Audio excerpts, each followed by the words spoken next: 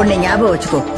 நாளைக்கே நீ ஜெயிச்சுட்டா இந்த ஊர் நான் அப்பவே சொன்னேன் ரங்கராஜ பொண்ணு கெட்டிக்காரின்னு சொல்லும். ஒருவேளையில நீ தோத்துட்டா நான் அப்பவே சொன்னேன் ரங்கராஜ பொண்ணுக்கு இதெல்லாம் சரிப்பட்டு வராதுன்னு சொல்லும். நீ என்ன பண்ணாலும் அப்பவே சொன்னேன்ற வார்த்தையை மட்டும் தாண்டி கேட்க போற.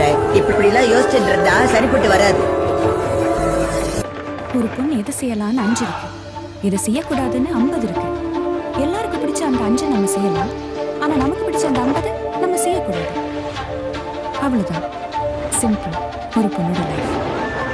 நம்ம எல்லாத்துக்கும் பதிலா இருக்கிறதுனால அவங்க கேள்வியா இருக்காங்க.